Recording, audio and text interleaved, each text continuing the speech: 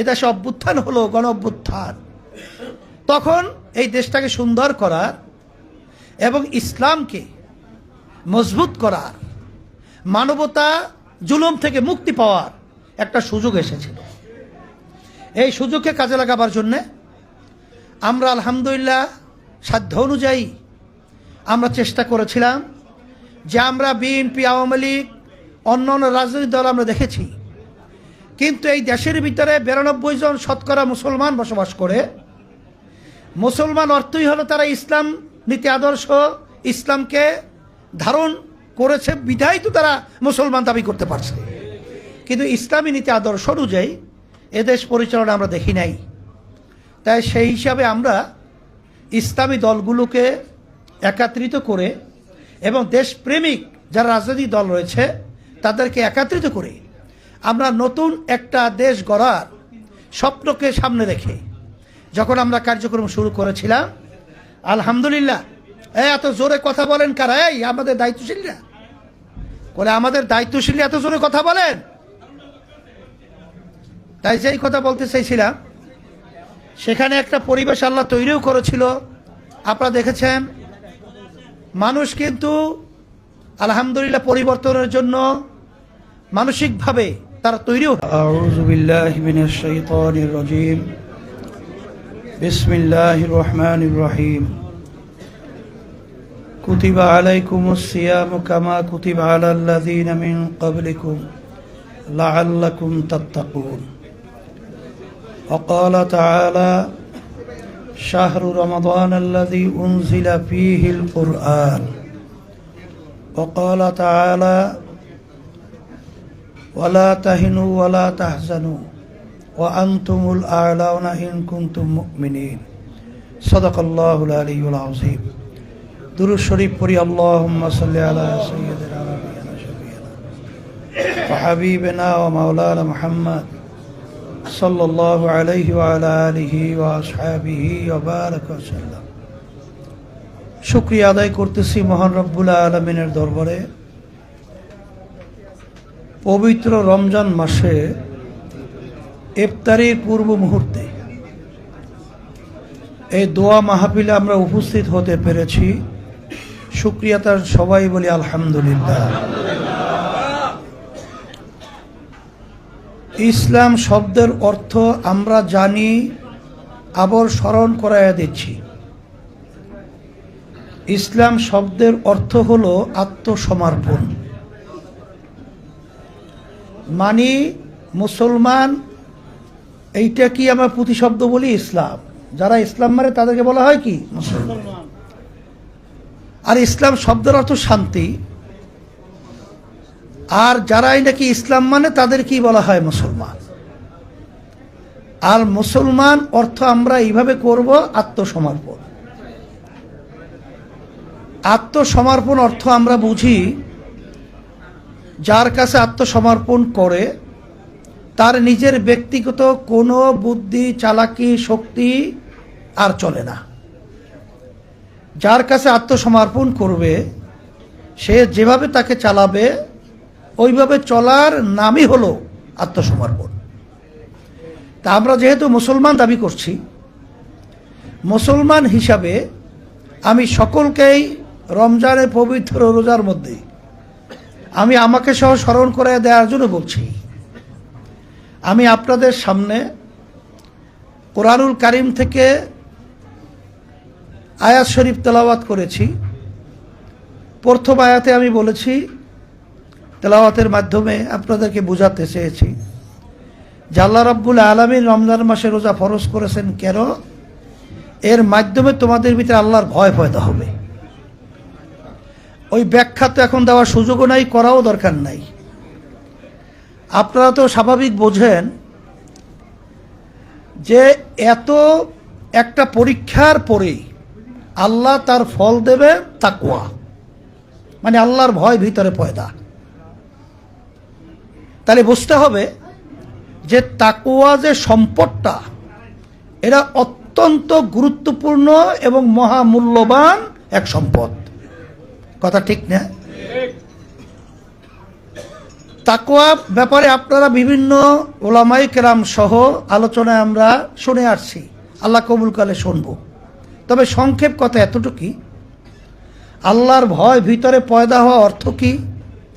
যেই কাজের ভিতরে আল্লাহ খুশি, ওই কাজ যার ভিতরে তাকওয়া অর্জন হয়েছে সে ছাড়বে না। আর যেই কাজের ভিতরে আল্লাহ বেজার, যত দুনিয়ার লোভনীয় তাদের কাছে অপার দেওয়া হোক না কেন, যত কিছু তাদের সামনে ক্ষমতা পেশ করা হোক না কেন, যত অর্থ যত সম্মান তাদের সামনে পেশ করা হোক না কেন, যার ভিতরে আল্লাহর ভয় পয়দা হবে সে কখনোই আল্লাহ যে কাজে বেজার হবে সেদিকে সে পা বাড়াবে না।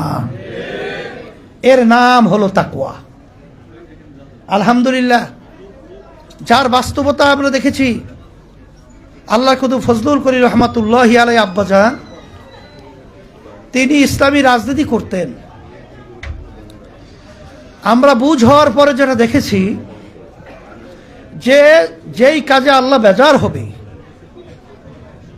এক কথায় যেটা ইসলাম সমর্থন করে না, সেখানে বহুত লোভনীয় অপার থাকার পরেও আব্বাজান রহমাতুল্লাহি আলাইহি আল্লাহর ভয় তার ভিতরে পয়দা হয়েছিল।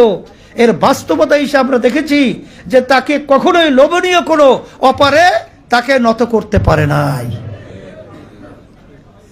ঠিক তার ধারাবাহিকতায় ইসলামী আন্দোলন বাংলাদেশ, তার সহযোগী সংগঠনগুলো, তারপর দিনী সংগঠন কার্যক্রম, আলহামদুলিল্লাহ আল্লাহ কুতুব দুনিয়া থেকে বিদায় হওয়ার পরে আমরা পরিচালনা পরামর্শ ভিত্তিক করে আসছি। এইবার বড় একটা পরীক্ষায় পড়ছিলাম, ঠিক না? এই যে 2026-এর জাতীয় নির্বাচন, এই নির্বাচনে আপনারা দেখেছেন যে বিশেষ করে ইসলামী আন্দোলন বাংলাদেশ, আমরা, কারণ এই দেশটা স্বাধীন হলো 54 বছর চলছে, এই 54 বছরে যারা দেশ পরিচালনা করেছিল, আমাদের দেশের মানুষের যা চাওয়া পাওয়া, আমাদের যেটা চিন্তা ছিল, সেটা মূলত আমরা তাদের থেকে পাই নাই। পেয়েছি? বরঞ্চ এর পরিবর্তে আমরা যা আশা করি নাই তাই পেয়েছি।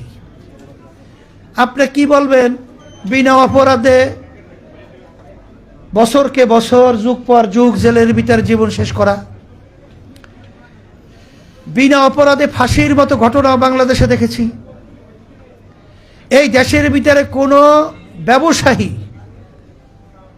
সুন্দরভাবে পরিবেশে ব্যবসা করার মতো সুযোগ পেয়েছে? পায় নাই। যত অপকর্ম বলেন সেটা আমরা পেয়েছি। এই 53 বছর পরে 5ই আগস্ট 2024, না 2024-এর 5ই আগস্ট যেই ঘটনা এদেশে অভ্যুত্থান হলো, গণ অভ্যুত্থান, তখন এই দেশটাকে সুন্দর করার এবং ইসলামকে মজবুত করার, মানবতা জুলুম থেকে মুক্তি পাওয়ার একটা সুযোগ এসেছিল। এই সুযোগকে কাজে লাগাবার জন্যে আমরা আলহামদুলিল্লাহ সাধ্য অনুযায়ী আমরা চেষ্টা করেছিলাম যে আমরা বিএনপি, আওয়ামী লীগ, অন্য অন্য রাজনৈতিক দল আমরা দেখেছি, কিন্তু এই দেশের ভিতরে 92 জন শতকরা মুসলমান বসবাস করে। মুসলমান অর্থই হলো তারা ইসলাম নীতি আদর্শ, ইসলামকে ধারণ করেছে বিধায় তো তারা মুসলমান দাবি করতে পারছে, কিন্তু ইসলামী নীতি আদর্শ অনুযায়ী এদেশ পরিচালনা আমরা দেখি নাই।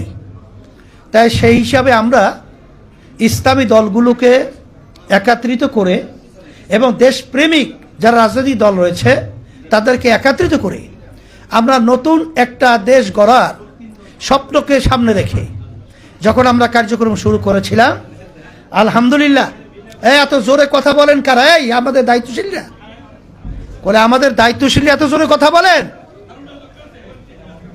তাই যেই কথা বলতে চাইছিলাম, সেখানে একটা পরিবেশ আল্লাহ তৈরিও করেছিল।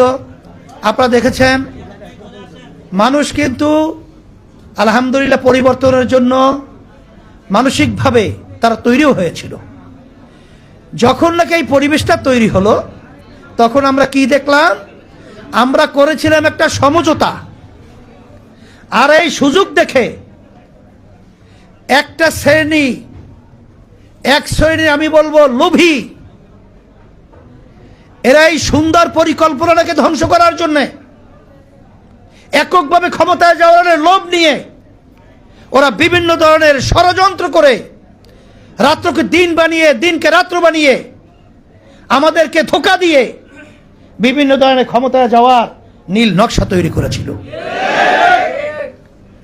ইসলামী আন্দোলন বাংলাদেশ, আল্লাহর কুদু ফজলুল করিম রহমতুল্লাহি আলাই, তিনি যে এই দেশের ভিতরে সুন্দর একটা পরিবেশ তৈরি করার জন্য রাজনীতি করেছিলেন, তার ভিতরে আল্লাহর ভয় পয়দা হয়েছিল, তারই বাস্তবতা হিসেবে আপনারা দেখেছেন যে আমরাও যদি এই সমঝোতা এই অবস্থায় থাকতাম, দেখা দৃষ্টিতে অনেকগুলো হয়তো এমপি আমাদের আসতো, কথা ঠিক না? ভোটের পার্সেন্টেজ আমাদের অনেক বেড়ে যেত। এটা তো একটা লোভনীয় একটা পরিবেশ তৈরি হয়েছিল। কিন্তু আল্লাহর রহমতে আমরা পরামর্শ ভিত্তিক দেখেছি যে এই অবস্থায় যদি আমরা এখানে থাকি তাহলে আল্লাহ বেজার হবে, ইসলাম ক্ষতিগ্রস্ত হবে। এখানে যে আশা লক্ষ্য উদ্দেশ্য নিয়ে, কারণ ওই 11 দলীয় যে সমঝোতার যারা নেতৃত্ব দিয়েছিল তারা পরিষ্কার ঘোষণা করেছে তারা ইসলাম অনুযায়ী দেশ পরিচালনা করবে না।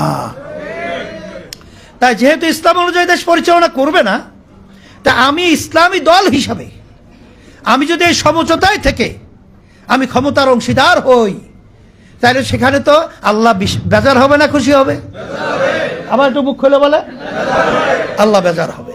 তা আল্লাহ যেহেতু বেজার হবে, আর আমাদের ভিতরে আল্লাহর ভয় পয়দা করা, এইটাই হলো রমজানের রোজার মাধ্যমে শিক্ষা।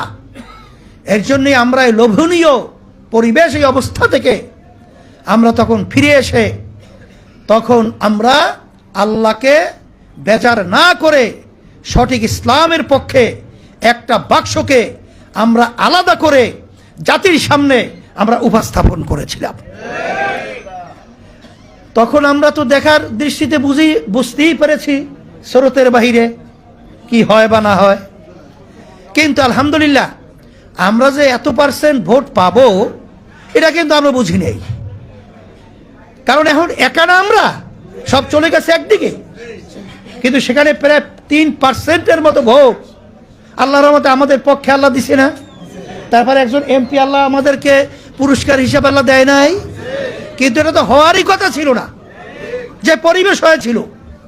কিন্তু তাই যাই হোক না কেন, কিন্তু আল্লাহর রহমতে আপনাদের দোয়ায় আমি বিশেষ করে ঢাকা মহানগর, বাংলাদেশের রাজধানী, আপনারা যদি আলহামদুলিল্লাহ এই ঈমানকে মজবুত করে আল্লাহর ভয়কে ভিতরে পয়দা করে যদি আপনারা কার্যক্রমকে ওইভাবে বেগবান করতে পারেন, আমার মন বলছে আপনাদের ভয় চিন্তা নাই, আমাদের ভয় চিন্তা নাই, আমরাই বিজয় হব। আল্লাহর রহমতে আমরাই বিজয় হব, আল্লাহর রহমতে আল্লাহই বিজয় হব ইনশাআল্লাহ, কোনো সন্দেহ নাই। কিসের ভয়, কিসের চিন্তা, কিসের দুর্বলতা? আল্লাহর রহমতে আমার ভিতরে তো দুর্বলতা আসে নাই, আমার ভিতরে তো দুর্বলতা আসে নাই। কারণ আপনাদের সবের চেয়ে বেশি কষ্ট আমার লাগার কথা ছিল। কারণ এই যে পরিবেশটা, এই সমঝোতাটা, এর মূল দায়িত্বই পালন করেছিলাম আমি। তাই সেখানে যেই বিষয়টা আমার মাধ্যমে তৈরি হয়েছিল, সেটা আমার সামনে বলতে গেলে আমাদের মাধ্যমে সেটাকে দুর্বল করা হবে বা আমরা ওখানে থাকতে পারবো না, এটা সবচেয়ে বড় কষ্টটা আমার লাগার কথা ছিল। কিন্তু আল্লাহকে বেজার করে, ইসলামের সাইনবোর্ড দিয়ে ধোঁকাবাজি করে এই ক্ষমতা আমরা চাই না, আর এই ক্ষমতা আমাদের দরকারও নাই। এর জন্যই ইসলামী আন্দোলন বাংলাদেশ, আমরা আল্লাহর রহমতে ইসলামের পক্ষে একেবারে নিষ্ক্লোষ পরিষ্কার একটা বাক্স জাতির সামনে উপস্থাপন করেছিলাম। আল্লাহর কাছে জবাব দিতে পারবো, মালিক আমরা ইসলামের পক্ষে বাক্স দিয়েছিলাম। কে ওখানে সমর্থন করেছে, কে করে নাই, সেটা আপনি জানেন। এর জন্য আমাদের কোনো দুশ্চিন্তার কিছু নাই। আপনার এখলাস দিয়ে পরামর্শ ভিত্তিক কাজের গতি বাড়াতে থাকেন। আল্লাহর রহমতে দেখবেন দুনিয়াতে আপনাদেরকে আল্লাহ সম্মানিত করবে এবং আখিরাতে আল্লাহ রাব্বুল আলামিন সম্মানিত করে উঠাবে। আমি কথা বেশি লম্বা না করে, যেহেতু সময় হয়ে গেছে, আমরা এখন সবাই দোয়া করব।